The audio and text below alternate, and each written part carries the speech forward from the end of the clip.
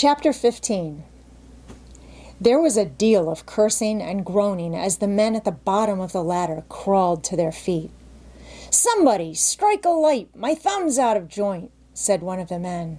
Parsons, a swarthy, saturnine man, boat steerer in Standish's boat, in which Harrison was puller. "You'll find it knocking about by the bits," Leach said, sitting down on the edge of the bunk in which I was concealed. There was a fumbling and a scratching of matches, and the sea lamp flared up, dim and smoky, and in its weird light bare-legged men moved about nursing their bruises and caring for their hurts.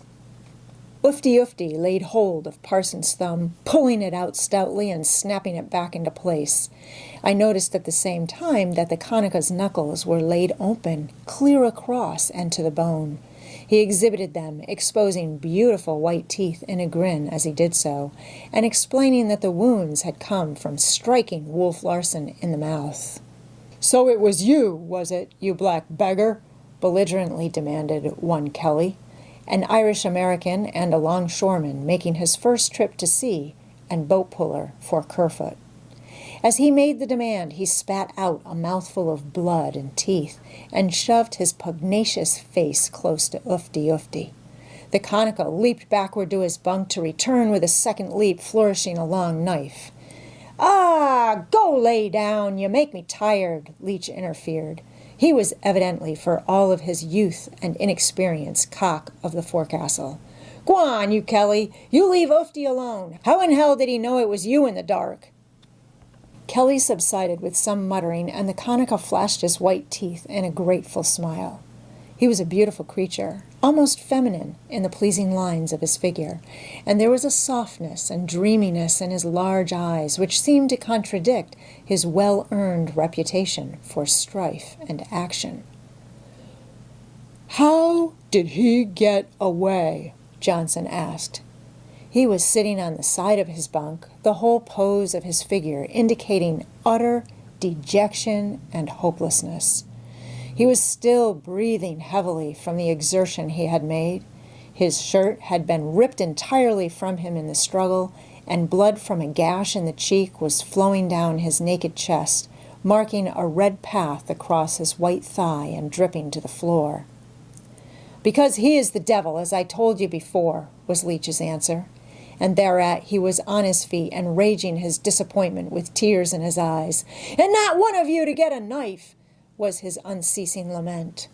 But the rest of the hands had a lively fear of consequences to come, and gave no heed to him. "How will he know which was which?" Kelly asked, and as he went on he looked murderously about him. "Unless one of us peaches." "He'll know as soon as ever he claps eyes on us," Parsons replied. "One look at you'd be enough." "Tell 'em the deck flopped up and gouged your teeth out of your jaw," Lewis grinned. He was the only man who was not out of his bunk, and he was jubilant in that he possessed no bruises to advertise that he had had a hand in the night's work. "Just wait till he gets a glimpse of your mugs tomorrow, the gang of ye," he chuckled. "We'll say we thought it was the mate," said one. And another, "I know what I'll say, that I heerd a row, jumped out of my bunk, got a jolly good crack on the jaw for my pains, and sailed in myself. Couldn't tell who or what was in the dark, and just hit out." "And 'twas me you hit, of course," Kelly seconded, his face brightening for the moment. Leach and Johnson took no part in the discussion, and it was plain to see that their mates looked upon them as men for whom the worst was inevitable, who were beyond hope and already dead. Leach stood their fears and reproaches for some time. Then he broke out. "You make me tired!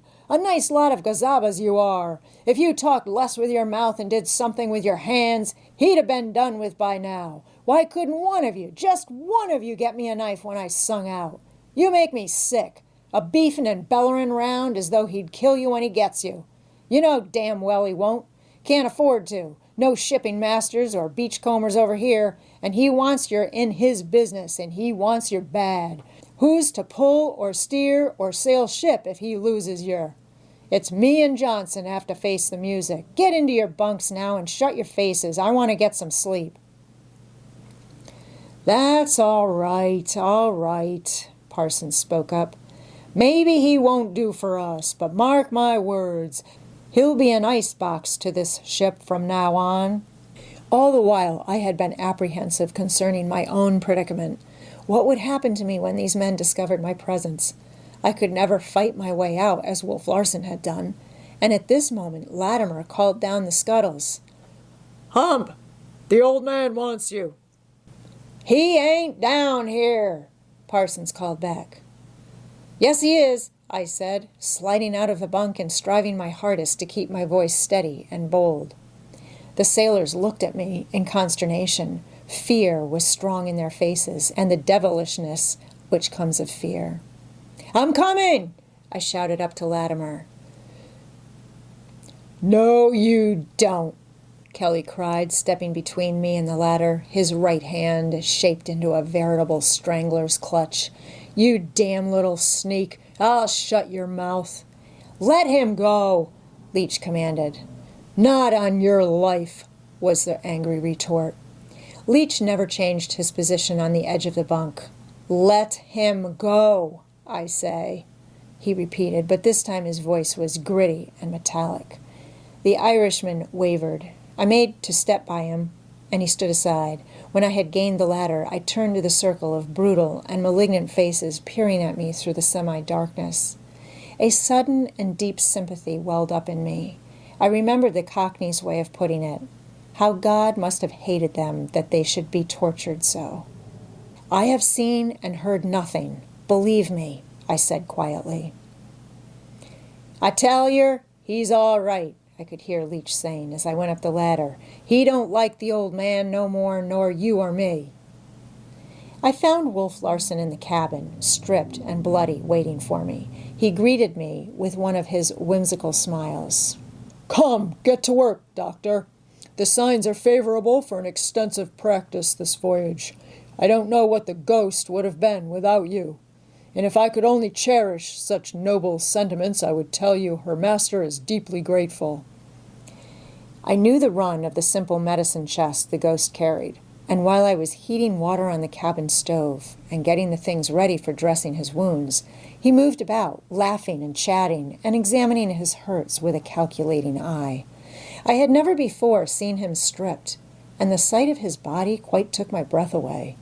It has never been my weakness to exalt the flesh, far from it, but there is enough of the artist in me to appreciate its wonder.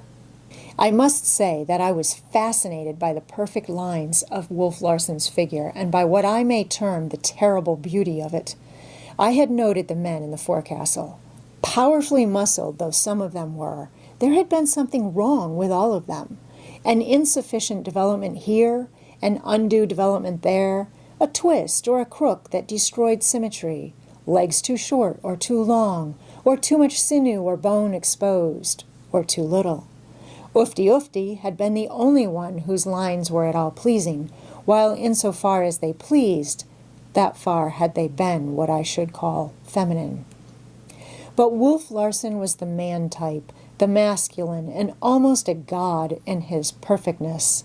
As he moved about or raised his arms, the great muscles leapt and moved under the satiny skin. I have forgotten to say that the bronze ended with his face. His body, thanks to his Scandinavian stock, was fair as the fairest woman's. I remember his putting his hand up to feel of the wound on his head, and my watching the biceps move like a living thing under its white sheath. It was the biceps that had nearly crushed out my life once, that I had seen strike so many killing blows. I could not take my eyes from him.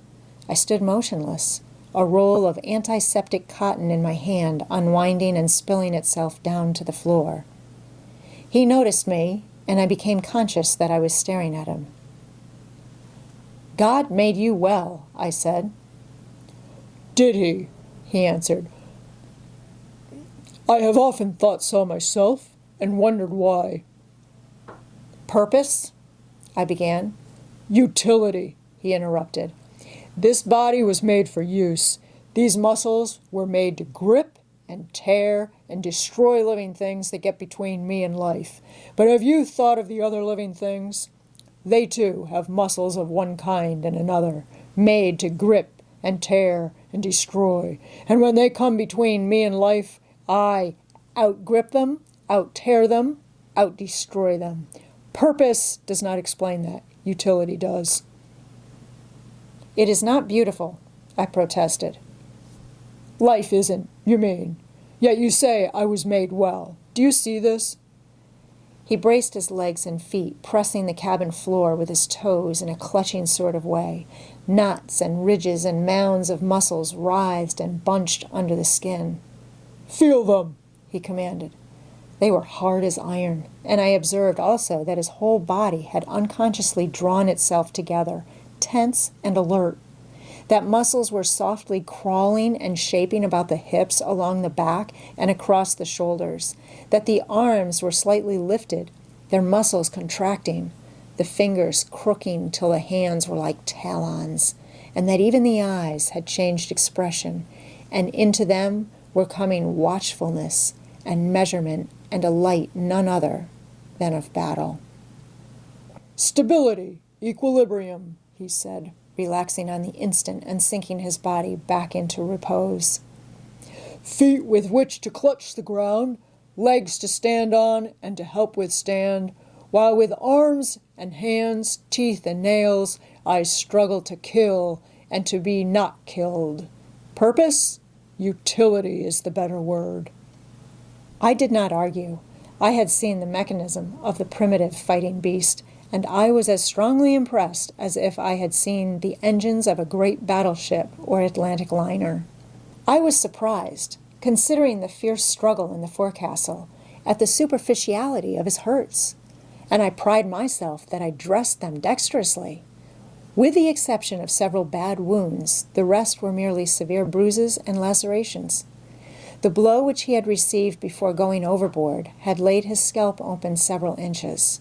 This, under his direction, I cleansed and sewed together, having first shaved the edges of the wound. Then the calf of his leg was badly lacerated and looked as though it had been mangled by a bulldog. Some sailor, he told me, had laid hold of it by his teeth at the beginning of the fight and hung on and had been dragged to the top of the forecastle ladder when he was kicked loose. By the way, Hump, as I have remarked, you are a handy man, Wolf Larson began, when my work was done. As you know, we're short a mate. Hereafter you shall stand watches, receive $75 per month, and be addressed fore and aft as Mr. Van Weyden. I don't understand navigation, you know, I gasped. Not necessary at all. I really do not care to sit in the high places, I objected. I find life precarious enough in my present humble situation. I have no experience. Mediocrity, you see, has its compensations. He smiled as though it were all settled. I won't be mate on this hell ship, I cried defiantly. I saw his face grow hard and the merciless glitter come into his eyes. He walked to the door of his room, saying, And now, Mr. Van Weyden, good night. Good night, Mr. Larson, I answered weakly.